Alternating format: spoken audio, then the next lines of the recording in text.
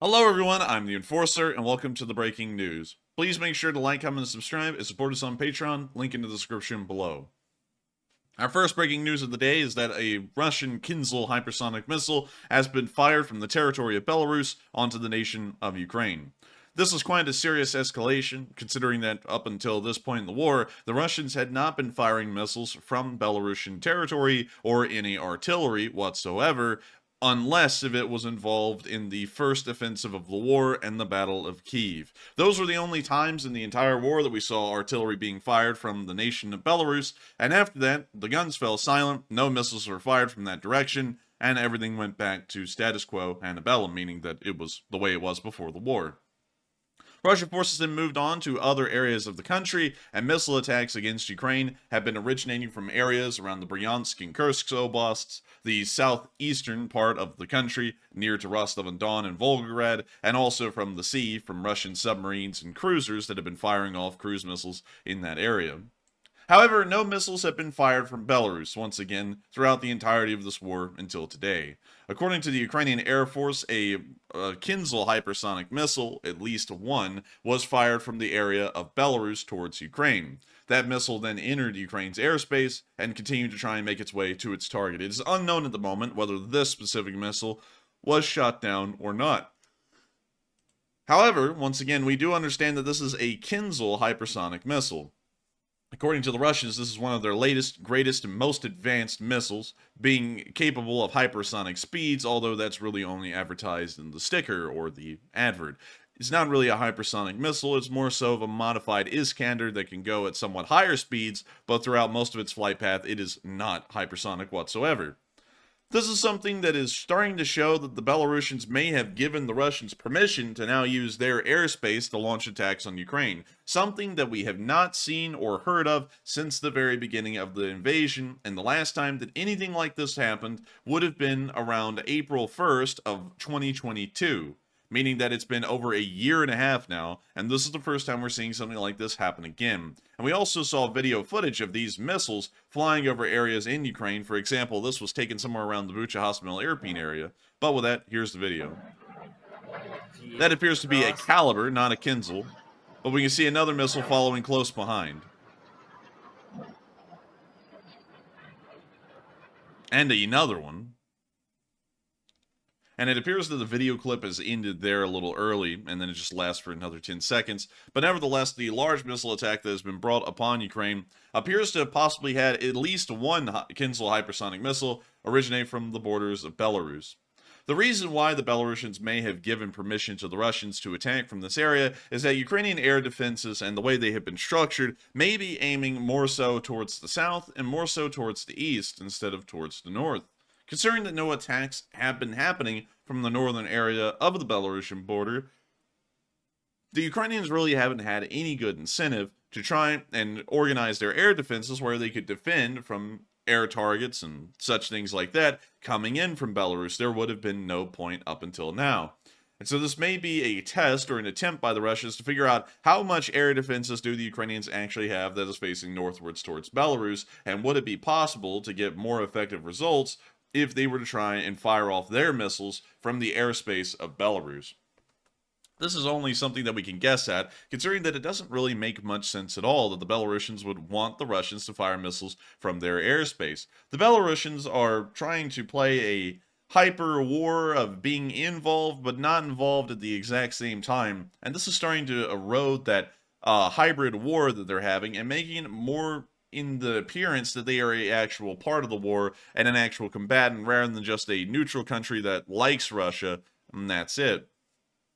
And so this may actually be a deliberate attempt by the Belarusians to make it clear that they are going to start taking a more active role in the war, although once again they don't really have the military forces for it, and according to rumors earlier in the war, the reasons that the Belarusians did not join the war at the very beginning was because the Belarusian military conducted conducted a coup d'etat when they were told that they would be a part of the war, and that led the Belarusians to stay out of it. So there isn't really a lot of social progress to be had there in the social sphere inside Belarus for the war to be successful or for the war to be supported, so it would be shocking if they entered the war at this point.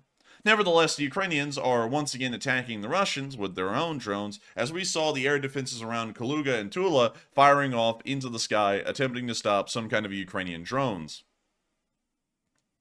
From what we understand, these missiles were unsuccessful in intercepting their targets, as impacts in the city of Moscow were seen relatively soon. And here's the video of one of those smoke plumes coming up after a drone hit the city of Moscow. And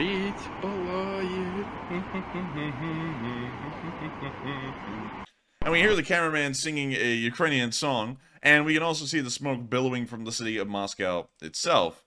Unfortunately, I can't really locate where that is at the moment. There is a cathedral in view, and this does look to be filmed right near the Moskva River, but unfortunately the Moskva River spans through an incredibly large part of Moscow itself, and so it's really hard to try and figure out where in the world this would have been. Perhaps this is the Cathedral of Christ the Savior. It does have the golden domes that we see in the video right there, but I can't really be certain. Let's see if there's a bridge down here. So let's see, it could have possibly been filmed. It couldn't have been filmed right there because there's no apartment buildings. It could have been filmed right here, actually, and they could have been looking up the river towards the cathedral.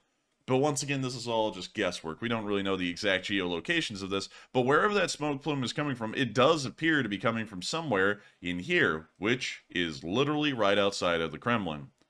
This is probably the closest drone attack, if our geolocation is correct here. This is probably the closest attack that we've seen towards the Kremlin, rather than the one that hit the flagpole on the Sinetsky Dvorets building way early on in the war, before the 9th of May. And this may be showing that the Ukrainians are once again proving that the Russian air defenses are practically non-existent in this area, and they are taking full advantage of that by beginning to attack any target that they find to be of strategic value inside of the city of Moscow. Hopefully the damage that was caused was significant, and of course on a military target, because that may further hinder Russian war efforts and their ability to conduct their forces inside of Ukraine. Speaking of conducting their forces inside of Ukraine, there isn't really a lot left for them to conduct, if you see what I mean. You see, the Russians have run out of strategic reserves and have also run out of largely most modern main battle tanks, or really any vehicles for that matter at all, beyond the basic ones such as supply trucks, UAZs, etc. Those they've confined in large amounts, but more advanced vehicles such as tanks, those are starting to run quite thin, and also the amount of manpower to field these tanks is also running incredibly thin. This is, however, does not stop the Russians from pulling out what would be called in the modern world relics, as they have started to deploy T-55s to the battlefield in hopes that that will be a stopgap for their armor.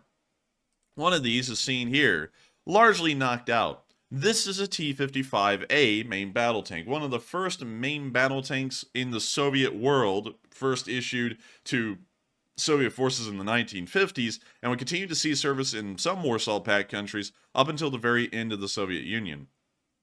It appears that this one was demobilized by hitting an anti-tank mine. We can see that their track works have been blown away on the left side, and then the Ukrainians, according to the caption, tried to finish it off with a drone, and it appears that we can see the warhead that the drone tried to hit the tank with, but somehow, miraculously this time, the cope cage worked, and so the T-55 remained intact. This is still archaic when you take a really good look at it and just sit back for a moment. It is a T-55. These were used in the Cold War in the 1950s. If you go back to pictures of the showdowns that the US and the Soviet Union had at the East German border checkpoint, Checkpoint Charlie, you would see these tanks in the pictures. That's how old they are. And the Russians are so bad off armor-wise, they're having to pull these tanks out of storage to just try and have anything usable so far in this war, because they've run out of almost everything else.